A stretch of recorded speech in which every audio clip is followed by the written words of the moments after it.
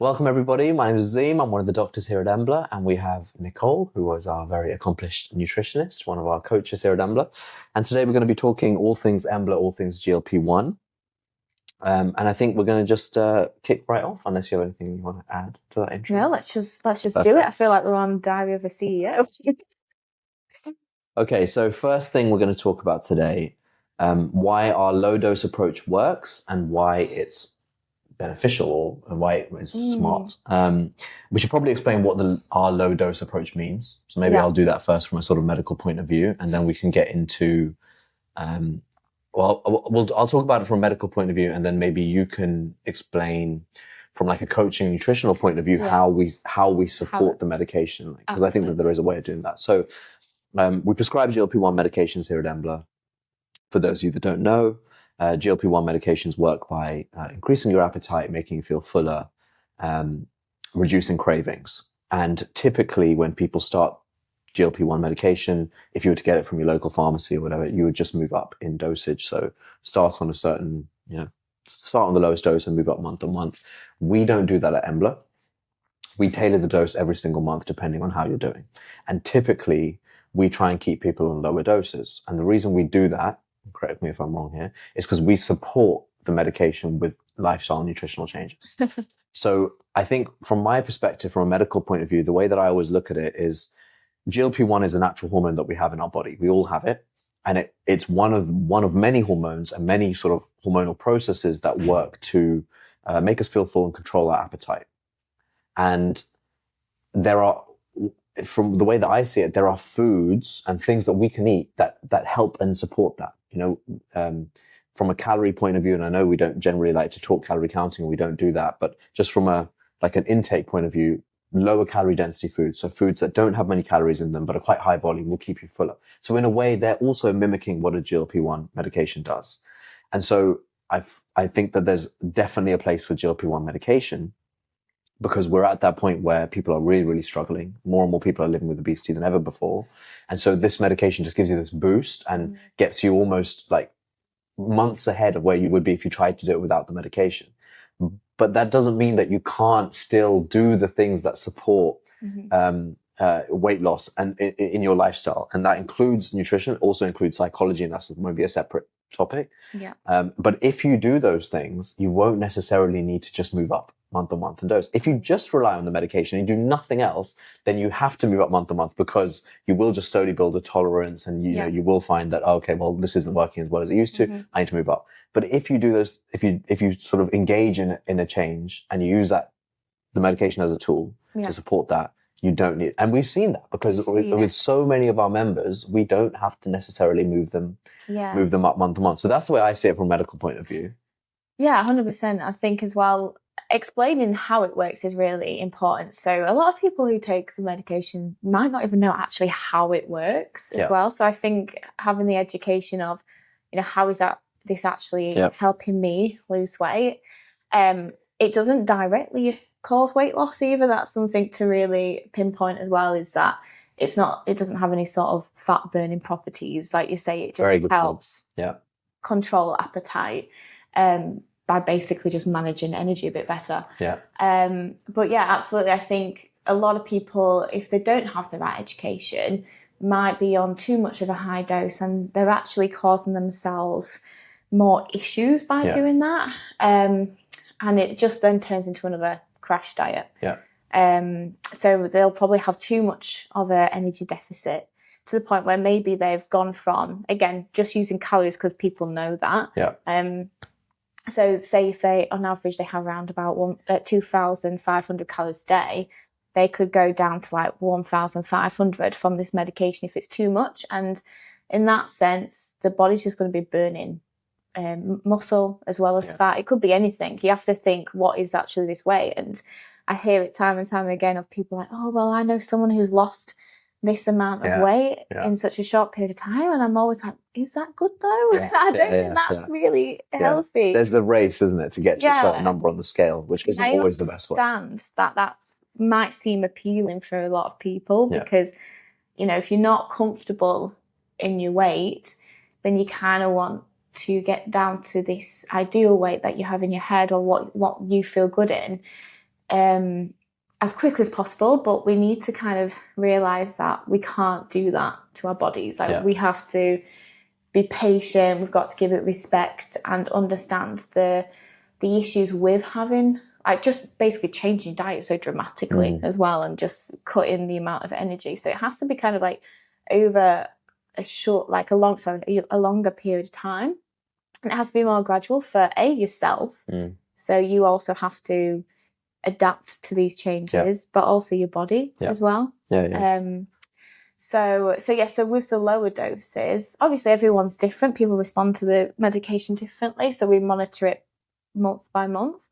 But, you know, we always assess and look at someone's food diary, and we sort of work with them as well alongside the medication. So like you said, if somebody has noticed that the portion sizes have reduced, well, let's actually make sure that what you are having is really nourishing, so then your body is getting all the nutrients that it needs. And if you are eating too much, because sometimes people can go, whoa, okay, that's quite a big difference, and they struggle to eat, then maybe we can look at, right, whilst you're adjusting to the medication, let's make sure you're having more healthy fats, so you don't have this big energy deficit too quickly. So that's kind of the coaching side of how we. I think so. There's a couple of points there which I think are really crucial for people to understand. First one being that the medication is not a fat burning medication. So I think that's really important for people. You said, you know, people need to understand how this medication works. People think, or some people may think that they hear weight loss drug, they hear weight loss medication, and they think, okay, so it's kind of like a fat burning tablet or injection where I take it and it will melt fat off without me doing anything. These medications don't work like that. They alter your appetite. So in a way, they're a behavioral drug because they will change the way that you eat because you get fuller quicker. So they're not magically, you know, you could still force feed yourself and the medication will do nothing because you could override it by just eating how you used to eat.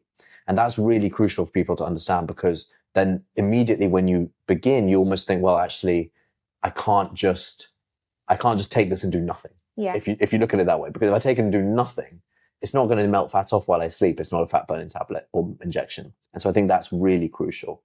And then I think another point that you raised is this, and maybe it's a societal thing. Maybe it's where we've got to now. Maybe it's kind of like we've got to this point where we want things immediately, but it's this, people deem success when it comes to weight loss as how many kilos can I lose in this quicker time?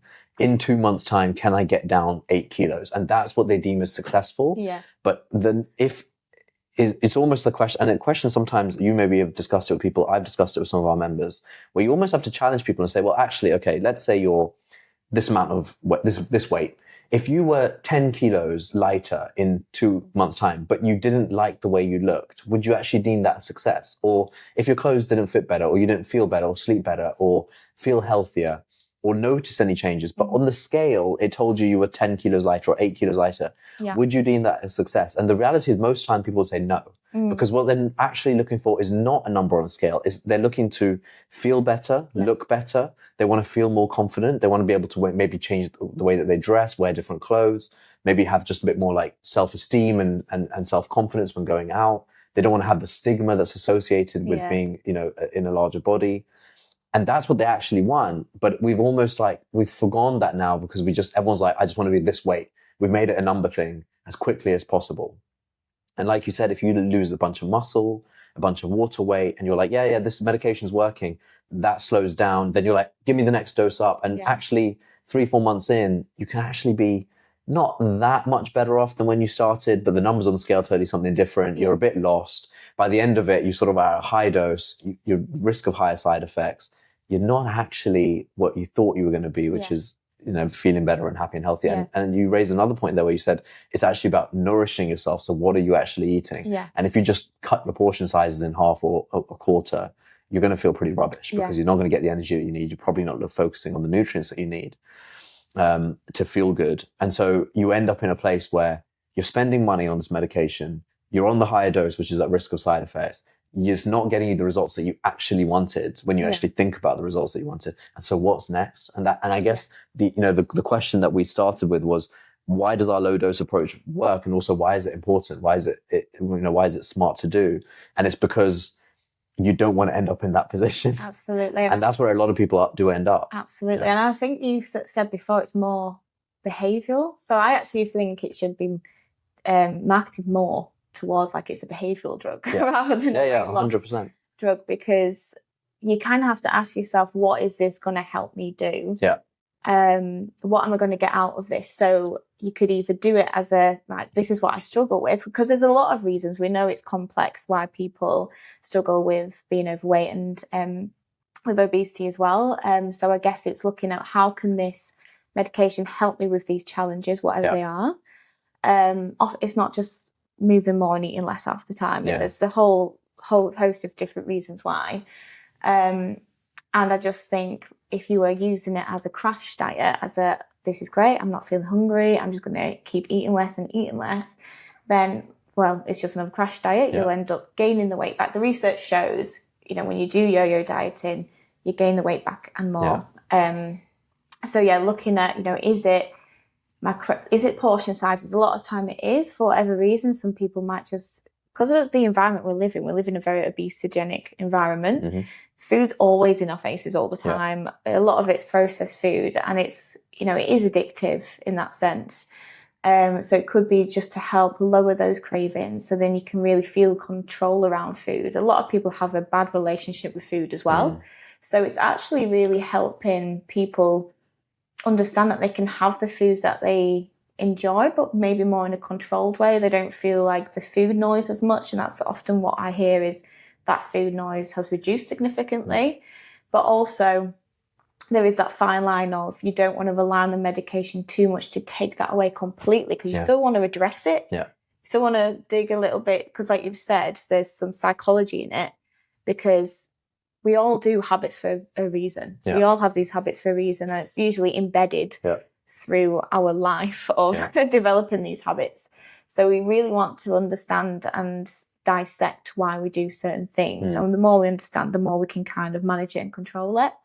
That's a really good point, because I think, so I say this all the time as well to people, you don't want to feel nothing. It's like, so people almost want to take the medication and never feel hungry, never think about food. It makes complete sense to not have like uncontrollable hunger, cravings that rule your life, food noise that's constantly distracting you. You want to reduce that, which is what the medication does, but you don't want to be numb to it. It's like you don't want to not feel, because that's not human. Then what's the, again, like you said, what's the outcome you want to achieve with this medication? It's like you are completely cutting yourself off from natural feelings, emotions, cravings that we get. You should still have hunger. You should still be, the idea is that, and this is what we do here, right? We try and get you to a point where you feel it, but you know how to control it and you know how to deal with it. And you can only do that by still having those moments. If you completely numb yourself to it, and we do get messages like that, especially when people first join the program, that,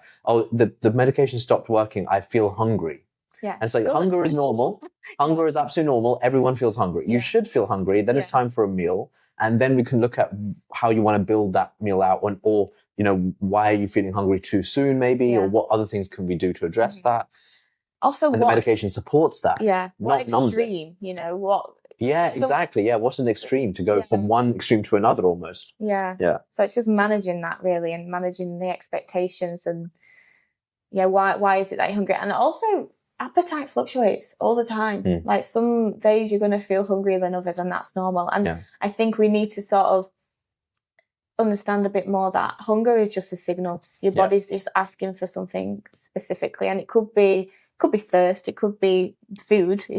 Sometimes it could be a specific nutrient as well. So if you're lacking in something, your body basically uses hunger to go find that nutrient in food. There was a really interesting study actually on that. That I read. I can't remember the name of the study, but a long time ago, where it was like a really well-controlled study with children that were kept in a hospital environment, and like a whole bunch of food was laid out for them, and they were allowed to eat whatever they wanted. And they found that, like, if someone was deficient in like oils or iron, or they would naturally, after a little while, children would naturally go for foods that the body was nutriently deficient in, that they needed. Which makes sense because it's like the body knows what it needs. So when it tastes something, I need that. It's like, eat more of that. And I think it was one particular child that can't remember exactly what he was deficient in, some sort of oil, some sort of fat, and he ate cod liver oil, he drank the oil until he wasn't and then when he wasn't deficient in it anymore, he stopped eating it. Yeah. And so we can do that. Yeah. Right? Yeah. Yeah. Yeah, it is super interesting. And then there's also the emotional aspect as well, that drives appetite as well. Yeah. And we need to understand all these things to get to a point where you have actually changed the way that you live, and you have to understand it, because you're absolutely right. I mean, I think especially in today's day and age, emotion more than anything drives the way that we eat. 100%. And we all do it. Like you can be stressed, tired, you get home, you want junk food. I do it all the time. I crave sweet stuff because I feel like that's a wind down or a stress reliever. Yeah. And it could be alcohol, it could be anything. It could be smoking, It could be smoke. We have those habits. Yeah. And I think if you can get to a point where you're not completely reliant on that's the only way, and that's what the medication does help with, because it numbs the extreme feeling of like, no, I have to have it, otherwise I can't function. It numbs that, but you don't want to completely numb it where you don't feel anything at all, because you need to learn to control that. Yeah, because otherwise you just put blinkers on. Yeah, exactly. Yeah. And you'll really just you're papering over the cracks, because eventually you'll either be, one or two things will happen. You'll either be on the highest dose and that no longer works and there's nowhere else to go, or you'll come off the medication and be back to where you started. Yeah. And so, I mean, like, to sum up what we do, we try and keep you on the lowest effective dose while doing these things, like addressing these things. What are you eating? What foods could we change? What nutrients are you deficient in? What's your psychology like? Why are you feeling the way you're feeling? Sleep. Identifying, is it really hunger, or are you just stressed and tired? Are you thirsty? Have you had a bad... drink enough water? Yeah, absolutely. Absolutely. Are you really just tired? Are you really just stressed? Are you actually hungry? There's that old trick, I don't know how well this works, but it's like, if you think you're hungry and then you think about something really bland to eat, like bland chicken breast or broccoli, Does whatever. That work? I don't know if it works, but would you eat it if you're, I think it's an interesting point. I think if you're truly, truly hungry, almost like starving, you would eat anything. Oh, yeah. So if you were really, really hungry, you would say, yeah, I would want that. Yeah. But if you're not, it doesn't mean that you're not hungry, but there's probably other factors that, you don't want that. You want something else because you're craving you're a little bit hungry, you're a little bit peckish maybe, but you're craving something else as well, which is maybe some enjoyment and things like that. But to sum up what we do, we use those things, the behavioral, nutritional, psychological side of living alongside the medication, and we keep people on the lowest effective dose. And it works, because I would say most of our members, more than most, like 80% of our members, do not get to the highest dose and stay there. Yeah. We keep them on lower than the highest doses, even long term. And we've had incredible success stories of some people who've stayed on literally the lowest doses the whole time they've been with us, got to the goal that they've wanted to achieve, and then come off the medication. And we have some people who had to go up to higher doses, but we still keep working with them to start bringing that dose down. Yeah, obviously, like you say, it's easier to come off the medication. It is, it is. Yeah. But that's what we do. I mean, that's essentially what we're about, right? That kind of sums Embla up, that we want to keep you on the lowest dose, because in the long term, we believe it's the best way to actually make sustainable change.